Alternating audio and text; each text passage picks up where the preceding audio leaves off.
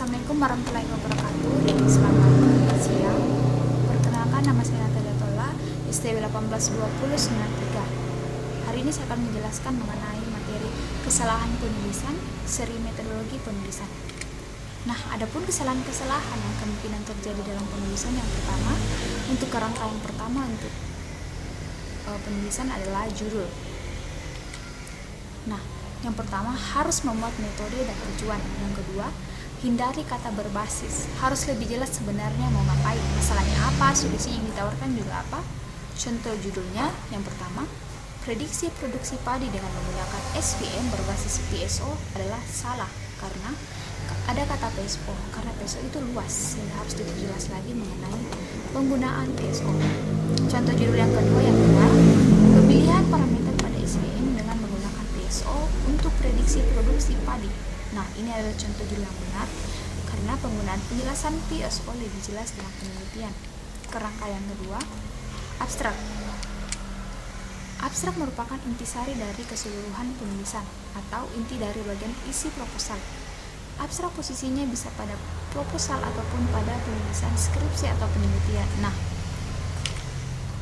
yang pertama, abstrak itu berisi masalah, metode, kemudian hasil. Yang kedua, abstrak menggambarkan seluruh isi penelitian dengan bahasa yang jelas, lugas tapi pendek. Yang ketiga, abstrak dibuat dalam bentuk satu paragraf saja. Kerangka yang ketiga adalah latar belakang masalah. Kemungkinan yang terjadi dalam penulisan, yang pertama, harus mengikuti pola latar belakang masalah. Yang kedua, jangan meletakkan citasi untuk referensi akhir paragraf. Yang ketiga, satu pernyataan yang mencitasi ke banyak referensi harus dilakukan dengan hati-hati. Yang keempat, kalimat dalam satu paragraf harus dibuat mengalir bersambungan dengan alur cerita yang runtut. Yang keempat, masalah penelitian yang kita angkat harus dilandasi dengan publikasi paper kuat. Yang keenam, harus dipahami bahwa tujuan latar belakang masalah adalah memberi argumentasi bahwa masalah penelitian diangkat adalah valid. Yang kedelapan, tidak menggunakan kata peneliti atau penulis, tapi membuat kalimat pasif. Nah, yang keempat, pernyataan atau identifikasi masalah. Nah, adapun kemungkinan yang akan menjadi kesalahan, yang pertama, harus merangkumkan suatu masalah penelitian dari uraian pada latar belakang masalah. Yang kedua, harus bahasa masalah. Yang ketiga, menemukan masalah bisa dari feature work meneliti yang lain yang ada di dalam paper teknikal. Biasanya diletakkan di dalam conclusion. Yang keempat, masalah juga kadang bisa ditemukan dari paper review, khususnya yang membahas tentang progress atau challenge pada topik penelitian itu. Yang kelima, rumusan masalah. Pertanyaan penelitian how does what, but not how to.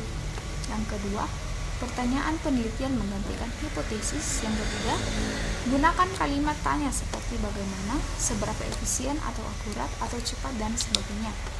Yang keempat, pertanyaan pada rumusan masalah itu akan dijawab oleh eksperimen penelitian kita dan dirangkumkan secara lugas, jelas di bagian kesimpulan. Yang kelima, jumlah eksperimen dan hasil yang dilakukan ditentukan oleh jumlah research question pada penelitian kita. Nah, kerangka yang keenam yaitu manfaat. Adapun hal yang kemungkinan menjadi kesalahan, yang pertama, hal baik yang datang setelah tujuan penelitian tercapai, baik dari sisi teoritis maupun organisasi. Yang kedua, manfaat bukan mengulang-ulang tujuan. Yang ketiga, uraikan dalam bentuk poin-poin sehingga mudah dipahami. Kerangka yang ketujuh yaitu tinjauan studi. Yang pertama, membuat penelitian yang benar-benar terkait dalam aspek membuat di paper tersebut kita kembangkan. Yang kedua, uraikan dengan format masalah, metode, hasil, tidak perlu kesana sini. Yang ketiga, membuat apa yang ada di judul. Yang keempat, penjelasan harus lengkap, tuntas, dan merangkumkan dari banyak sumber, bukan memindahkan isi satu buku atau publikasi lain ke skripsi kita. Yang kedelapan, kerangka pemikiran. Nah, gunakan format identifikasi objek penelitian, masalah, solusi, dan manfaat yang dicapai.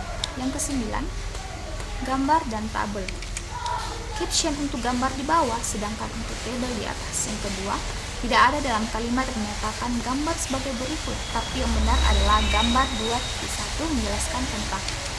Nah, yang ke-10, hasil dan pembahasan. Hasil penerapan perhitungan metode yang diusulkan dicoba di bentuk manual. tanpa tool untuk beberapa contoh data. Yang kedua, pembahasan, analisis pembahasan, rangkuman hasil evaluasi dan validasi penelitian. Demikianlah presentasi dari saya. Sekian dan terima kasih.